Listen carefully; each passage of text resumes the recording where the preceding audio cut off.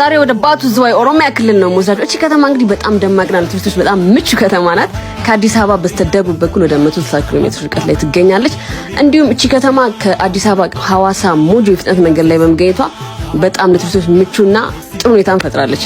እንደምታዩት ከተማው ደግሞ ከአስፓልት በስተግራም በስተቀኝም በኩል ያለው የመንገድ ስፋት አሜዚንግ በቃ ከተማ በጣም ከሚያስደንቀኝ ሁኔታዎች ውስጥ አንዱ እሱ ነው።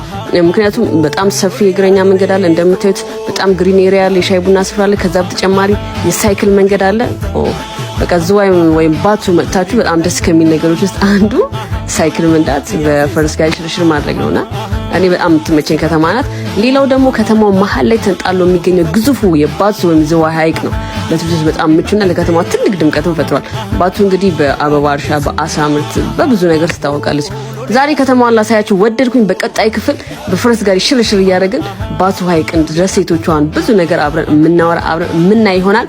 ባቱ በጣም የምትመቸኝ ከተማ የምር ብነግራችሁ በጣም ኢንጆይ የምታደርጉበት በጣም ትራቭል አድርጋችሁ ተደስታችሁ የምትመለሱበት ከተማ ነውና ቪዚት ኦሮሚያ ቪዚት ባቱ መቻችሁ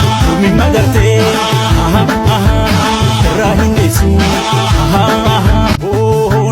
ሎሌ